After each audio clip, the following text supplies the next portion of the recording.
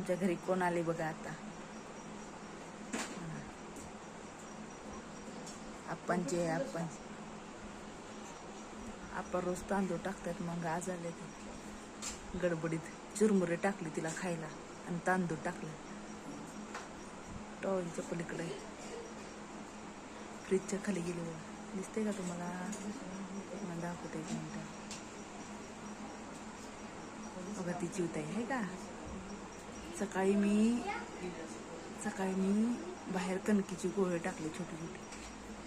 मी अशीच म्हणली होती, चिमण्यानं या, चिमण्यानं या, चिमण्यानं या. आणि खरोखरच आली चिमणी बघा.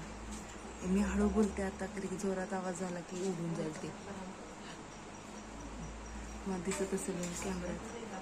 दिसते का? आई आई आई सर मागं सर करू. हर जाऊ नकोस तिथं उडून. हा इथं ये, उडून जाईल ते. उडून जाईल.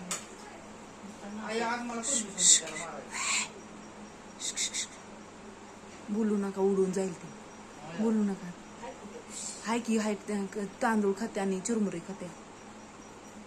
टॉवेल पण उचलू शकत नाही आता.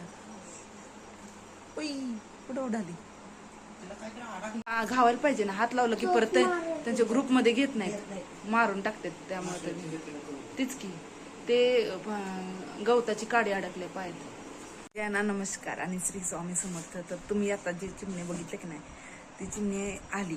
तर काय झालं होतं की सकाळी मी एक एवढा कणिक राहिला होता शिल्लक. तर तो मी काय केलं होतं, बाहेर असे गोळे छोटे छोटे गोळे काढून टाकले होते आणि म्हटलं होतं, चिमण्यानं या, चिमण्यानं या, चिमण्यानं या, अशी मी बोलत होती. सहज बोलली अशी. म्हणजे मला असं वाटत होतं की त्याने येऊन खावावे, कारण की पहिला भरपूर चिमण्या यायच्या, आता जरा कमी झालेत. त्याच्यामुळं मी आपले असं टाकले गोळे आणि त्यांना म्हटलं, चिमण्यानं या, चिमण्यानं या. आणि ते टाकून आता जवळ 1 तास होत आले, 1 तास झाले.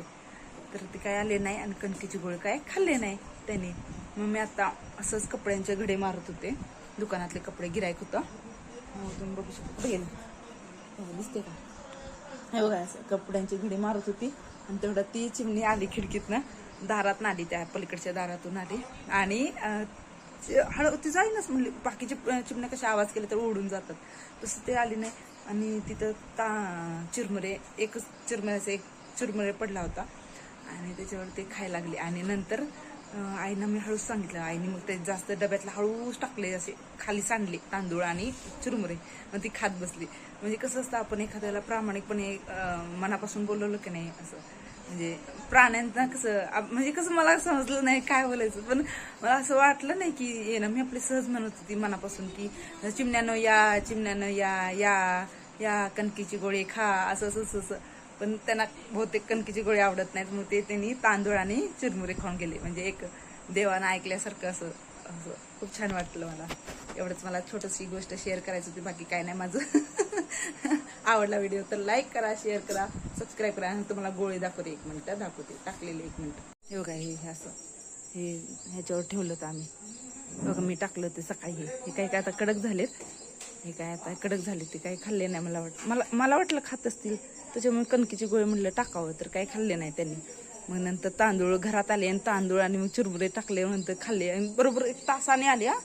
असं नाही की टाकले तर मी बोलवलं लगेच आले, असं तसं काही नाही. तासाभराने आली बिचारी चिरमुरे आणि ते तांदळाचे थोडेसे दाणे खाऊन गेली. मग म्हणजे कसं असतं बघा की देवानं ऐकल्यासारखं आले की नाही ते, हे की नाही. आज बरोबर गुरुवार पण आहे आणि सगळं म्हणजे असं माझ्या मनाला लागलं ती गोष्ट. अरे बाबा म्हटलं, मी सहज सकाळी सगळे गोळे टाकताना चिमण्यानं या, चिमण्यानं या, चिमण्यानं या, अशी करत टाकत होते आणि खरंच चिमण्या आले. तर मला खूप म्हणजे खूप आनंद झाला. ते ही गोष्ट फक्त मला तुमच्याशी शेअर करायची होती, यासाठीच हा छोटासा व्हिडिओ बनवला, बाकी काही नाही. आवडला व्हिडिओ तर लाईक करा, शेअर करा, सबस्क्राईब करा. मंदाकी दुनिया चॅनलचं नाव आहे. Bye bye, good bye. Shri Swami समर्थ.